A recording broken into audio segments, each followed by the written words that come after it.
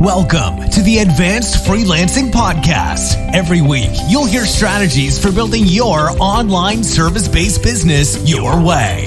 And now, here's your host, veteran freelancer, author, and TEDx speaker, Laura Briggs. Hey listeners, thanks for coming back for another episode of the Advanced Freelancing Podcast. I'm really excited to chat with today's guest because I think we talk a lot about marketing and many of us freelancers feel like we spend a lot of time marketing, but sometimes that misses the other part of that marketing and sales component, which is how do we convert more clients? And as freelancing is getting more competitive, there are more people every day becoming freelancers, which is both a good thing and also a challenging thing for us. We need to think about how can we compete and stand out. So we're going to be talking about two different ways to do that in today's episode. So I want to welcome Jude Charles to the show. Thanks for coming. And why don't you tell us a little bit about who you are and what kind of freelance services you provide?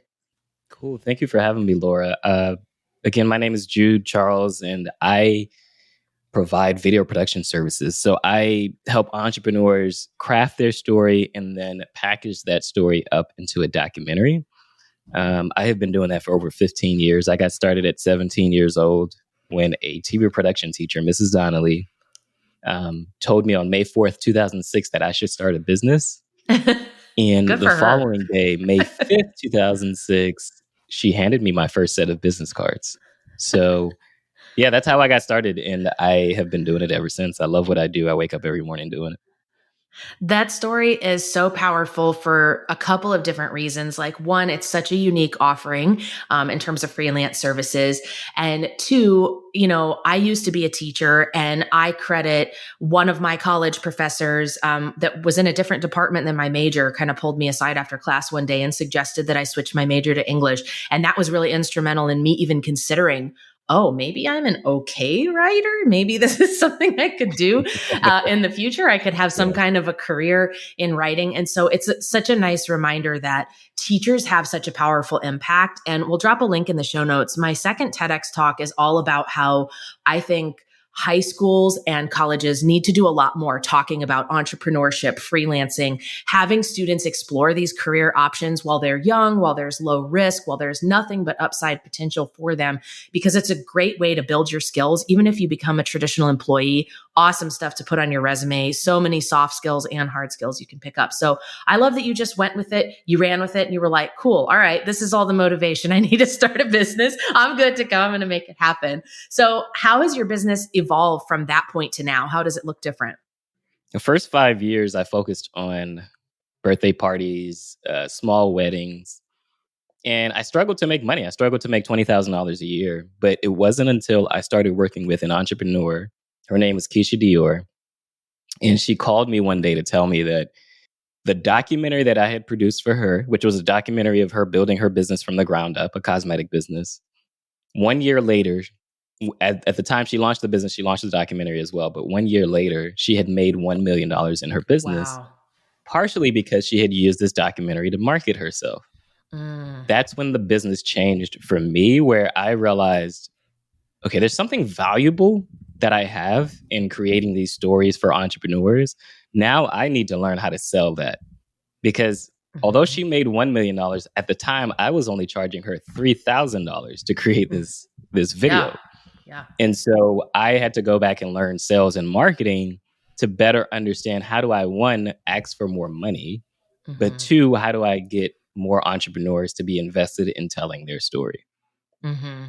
Yeah, which is kind of like a two-sided challenge. And I think it is a good reminder of some of the mental obstacles that we face when we think about charging what we're worth, because especially when you're a beginner, you feel so grateful that someone just gave you an opportunity, right? And you probably felt at that time like $3,000. This is awesome. Like, I'm making money. Like, the client agreed to my rate. I got paid all of it. It probably felt like that was fair. But then when you start to think about the way that your work pays off for other people and the quality and the experience that you're bringing to the table, and that experience grows every time you have another client project under your belt, you start to realize, hey, maybe I'm charging something that felt fair then, but really needs to go up in price. So what was your first move after realizing that maybe you could focus a little bit more on that sales side and really bring a lot of value to your clients? I invested in a course called Earn 1K. And the premise behind the course was if you could earn your first $1,000, you could repeat it. Mm. Well, obviously I had earned $1,000 already, but what was important was how I earned that $1,000. And so I learned the sales and marketing from this course. And the very next pitch that I made was to an interior designer. And instead of charging him $3,000, I charged him $15,000. But it was the way that I presented to him that convinced him to pay the $15,000. So I didn't just go into the meeting and saying, hey, this is what I can do for you. At first, I asked him a series of questions. We spent an hour and I asked him a series of questions of what he was looking for, why he wanted it. Initially, he had reached out to me because he wanted a slideshow video. But I was like, I don't do slideshow videos, but if I meet with you and I learn more about what you're doing or what you're looking for, then I could probably point you in the right direction as to what you really need. And it turned out that what he really needed was he would spend 2 hours in meetings with clients, leave the meeting, and not even know if he had closed the deal or not. And so he wanted to spend less time. And I was like, well, what if we did a video series that actually walked people through your process? And it's not just a video of you standing in front of the camera talking, but it's literally bringing them behind the scenes of your business and showing how you did it for another client. And so I said all that in the pitch meeting, but then I showed him a visual storyboard. And then after showing him the visual storyboard, I told him the price, $15,000. And the next words surprised me. He said, great, when do we get started? And up until this point, I had always gotten pushback. So I was bracing myself for pushback. I was bracing myself for negotiations. And then a couple of days later, like after I realized like this was way too easy, I went back to him and I asked him, well, why did you say yes so quickly? And he said, the moment you showed me the visual storyboard, I knew you were the right person for the job because I not only knew you knew what you were doing, but you had a vision for what you were doing. And he was like, that was the only thing I needed to convince me. And so I took that and I ran with it. We did the project. 6 months later, he was very happy. But I realized I kept asking him questions to get a better understanding of what he was looking for, questions to get a better understanding of like how he enjoyed the project. And I was like, wait, I need to be recording this. And I didn't do it on this project. I did record a testimonial with him on that project, but the very next project, what I started to do, and this is probably the most important piece to closing more clients, I didn't just ask him for a testimonial at the end of our project. I asked him for a testimonial at different milestones throughout our project. Because again, the very first time he said, yes, let's get started. And I asked him, hey, why did you say yes? It was the storyboard. Well, that's valuable to the next person that may want to hire me. And let's just say I had showed him the storyboard. I had showed him, my plan and how we would tell the story. And he didn't hire me, but he still found that valuable. Wouldn't that be valuable to the next person that wants to hire you? So I started doing that for every project ever since. Is I would get testimonials in the beginning, right after maybe our first initial consult or meeting, then after we finished filming, and then after they finally saw the first edit of the video and what did they think. What was great about that is I not only got to hear the good things, but I also got to hear their apprehensions. What were they afraid of? Maybe if they were afraid of how they would look on camera, or maybe they were afraid of how they would tell a story, or maybe they were afraid of having a camera behind the scenes capturing all the mess, right? That's happening behind the scenes, because behind the scenes isn't always pretty.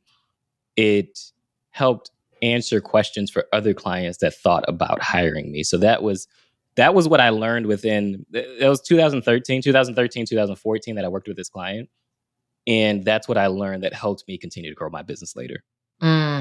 That's really a great tip, because a lot of times, well, first of all, most freelancers don't even ask for testimonials at the end of the project. They forget, or they're too nervous or whatever. But I think asking throughout multiple stages really sets you up to better understand your clients, to get that positive feedback that you can reuse as social proof, but also to address problems if they come up, right? So some freelancers work on really big projects and don't do a whole lot of communication. And then when they turn it in, the client is unhappy, or the client client has a lot of edits and revisions, and that can be really frustrating and disheartening. But if you're checking in more frequently and then kind of priming them for what's coming next, you're dealing with some of those problems maybe a little bit more in the moment. So you really gave some good examples here of visual tools that we can use to help our clients. And I love these too, because people learn in different ways. Some people want to read a 3-page PDF with bullet points about what it's like to work with you. For some people, I know for me, I recently hired a website designer to redo my brand and to redo my website. And the visuals they showed me on the walkthrough proposal call gave me a really clear timeline of how this started, what was due from me, when would they make edits and changes based on my feedback. And it really just broke it down and made it feel simple, and it made a big project feel doable. So I think that's a really good takeaway for listeners is think about how you may be able to bring visuals into your processes and your systems and the way that you talk to clients. And I know one of the recommendations that you have is around how to use video to connect more with clients. So can you talk a little bit about what you mean when you say that and how freelancers can do that? Yeah, I think when you're thinking about using video, we all have a video camera in our pocket now. Yeah.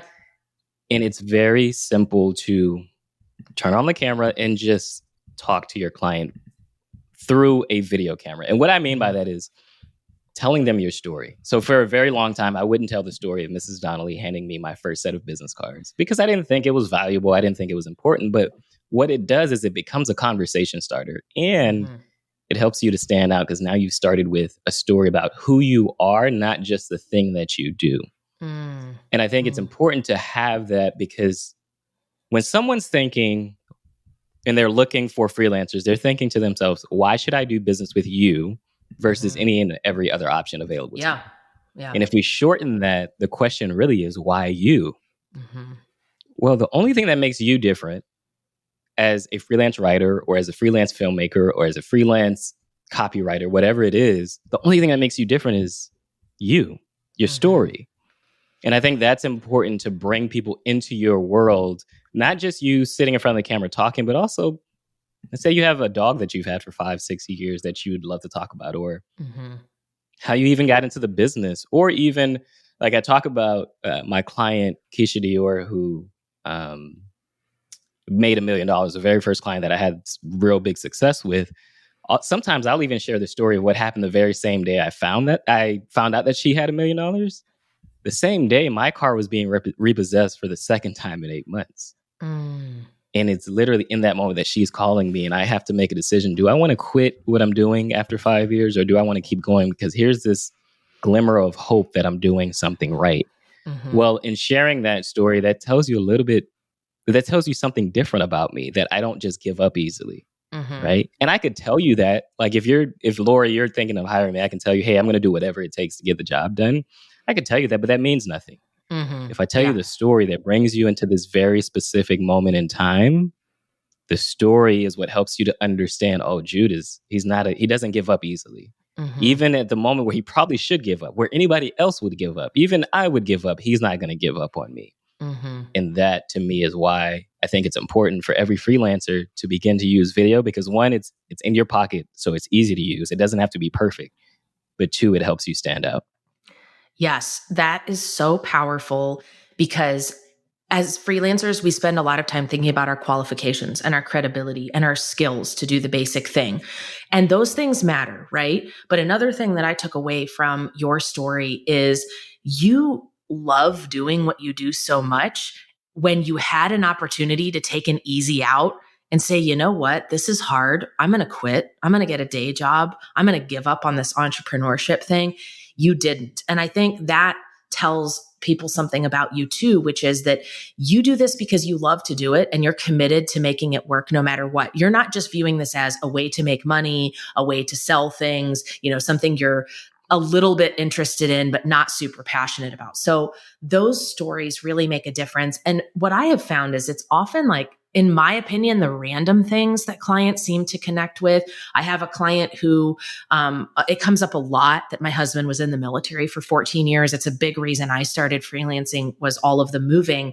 And I've connected with people who were at the same base, but never met my husband, or they were stationed at that same base while he was there and he was their physician during that time, or just, and they'll like cling to that, or the fact that I have a Pekin duck as a pet. Like, I don't know why it ends up coming up so much in client conversations, but they'll see it on my social media or my website. And they're like, why do you have a duck as a pet? Or Ducky is so cute. And I'm just like, this is a really like, I'm usually talking to lawyers too, right? Which I'm like, we are really off topic of, your law firm website strategy and whatever. But those are the things that people connect with about you. And there's so many different marketing messages out there that if we think about the fact that most freelancers who have been doing this for a while, they have a relatively similar skill set. They probably have relatively similar pricing, and confused clients don't buy. So if I'm looking at 15 freelancers who all do what you do, and it all costs about the same, or some people are really cheap compared to others who are really expensive, I'm going to be making my decision on different factors other than just, does this person have the skills and ability to do it within a budget that I feel comfortable with? So I love this idea of storytelling. How do you recommend that freelancers kind of package this up in a video? Are you sort of talking about like an about me video on a website, or are you talking about video pitches? I'm just curious what you think would resonate most with potential clients today. I've actually done a little bit of everything. So I have done video pitches before, customized video pitches. I have done an about, like having a video on my about page about who I am, or I actually have a video on my about page now. I do this consulting session called a road mapping consulting session. And it's not necessarily me talking, but it's other people talking about what the experience was like going through road mapping. And I think you do a little bit of everything. It's not just one type of video, but you definitely want to start with your origin story. If there is something there to why you got into the business that you're in now. If not, maybe a defining moment that helped you realize why you're doing the work that you're doing. Like I mentioned with the Keisha Dior story, my car being repossessed, it helped me understand why I was doing what I was doing and that there was power in what I was doing. Lately, I've been sharing on podcasts, and when I speak on stage, I talk about burnout in 2020 and how I had to change the way that I work because of burnout. But again, it's a way for a client to connect with me because I primarily work with entrepreneurs, and it's like they have gone through burnout too. And if I'm talking through what I have been through, then it's a connection point. I think the biggest thing out of what you said though, Laura, with like what clients connect with, I think the biggest thing is like clients are connecting with, can you lead them through this process? It's not just, do you have the skill set? Do you have the personality? Right? And I think it is important to not just show the thing that you do. The thing you do, again, everybody can, when you're looking at it, everybody does the same thing. But who you are is always going to be different. It's always going to be different. No matter which way you look at it, who you are is the one thing that cannot be duplicated. So I've done video pitches and I use different stories in these video pitches where I'll explain what I'm going to do in the project, but then I'll probably bring them behind the scenes of another client that I worked with that's similar to who they are and try to show them, hey, I've done it for this other client. This is what they were thinking. This is what apprehensions they had. Here's how I can do it for you too. So I think it's a little bit of everything, but I would start with the about me. Who are you? Because that's always going to be the first introduction. Who are you? But then also you bring in client testimonials of other clients you worked with and maybe the funny behind the scenes story that happened that you guys didn't even plan for or prepare for, but now it's a part of your process because it happened with another client. Like, again, that shows that you can lead them throughout the process. That's what I mean by using video throughout your process. Yeah, I'm really glad that you explain that a little bit more because that's really where a lot of clients have hesitation. Sure, you're always going to have some clients who are like, no, I can't afford $10,000 or whatever price that you have quoted. But more often than not, people who recognize value and are willing to find the budget or already have that budget, they're making that decision on other issues. So they're thinking, do I feel like we can complete this project together successfully? And if they have doubts about that, that's not necessarily going to be as vocal as a client telling you, I just can't afford that. That's a very vocal, common objection.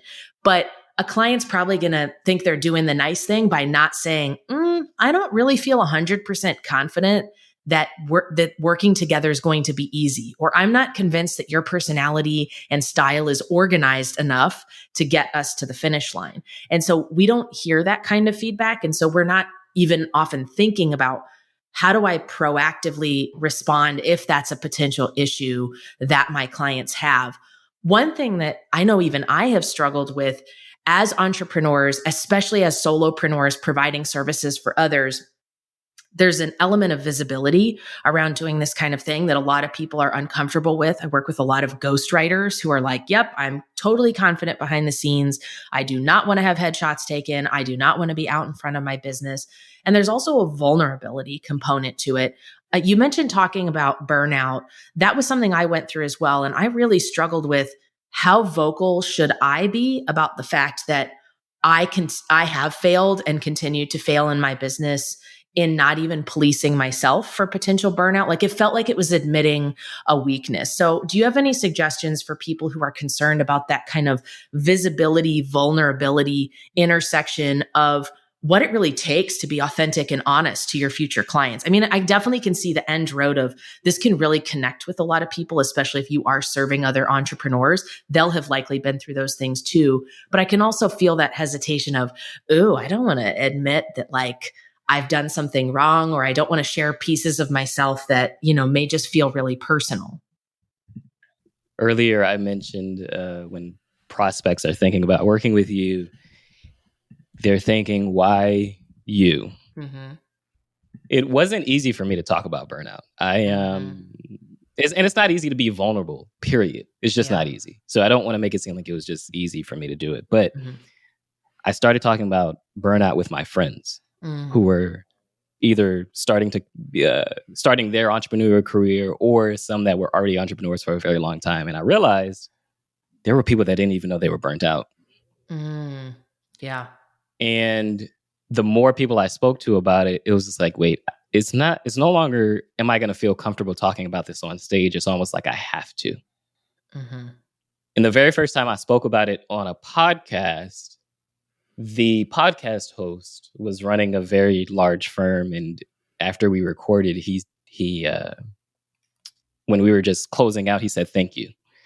Thank you for sharing what you went through, because it's helped me to finally understand what I'm going through in my season as I'm running this business.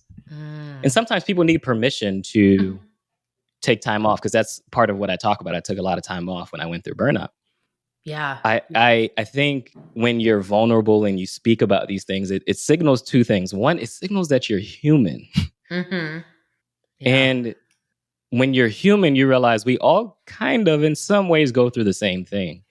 But the second thing it signals is that you're a human that's willing to be vulnerable, who has gone through or still going through the process, and you are able, because you're able to lead yourself, self-leadership, you can lead others. Yeah. And so I struggle with vulnerability too.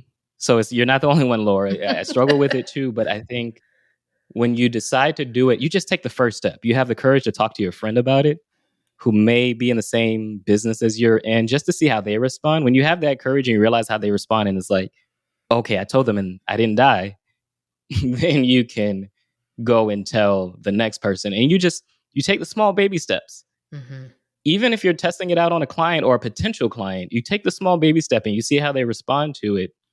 Again, I happen to ask a lot of questions as I'm not just before we work together, but as I'm working with my client, because I do want to better understand them and try to build a better relationship with them. I've just noticed the more vulnerable I am with them, and I'm telling them, hey, I don't have it all figured out. Like, I may be really skilled at video storytelling, but I don't have these other things figured out, or that I'm going through the process and figuring it out. What happens is it builds trust. And again, it shows that you are actually a human being, and everybody wants to be friends with another human being, right? Like, we want to know that there's this relationship forming. And I just think there's more of a benefit to being vulnerable than there is the fear of judgment or the fear of just looking weak. Because I did think that too when I went through burnout. It was just like, I'm not able to perform in the way that I used to perform. But again, there's just benefits to, there's a new story I can tell now. doesn't mean I'm any less than, but there's a new story I can tell that will help guide my clients through their own struggles when we're working together. If they're thinking, oh, I won't look good enough on camera, it's like, no, you are enough. You are enough just as you are, but I can speak authentically to that just based off of my own experiences. Yeah. And I think that leads to a really good set of 2 possible action steps for today's listeners. The first is to consider, what is a way that you aren't using visual marketing tools or visual client onboarding, client project management? How can you grab something from that and create something simple, even if it's just a Google Doc or it's something you put together in your brand's colors in Canva, or a video that's 2 minutes walking people through the process of what it's like to work with you?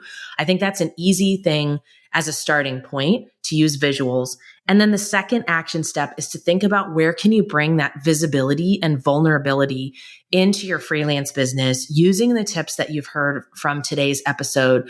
What is one way that you can create more authentic connections, either with other freelancers in your network or with potential clients, by being vulnerable and visible? Because a lot of times other people aren't viewing these as failures or setbacks or mistakes that you made in your business.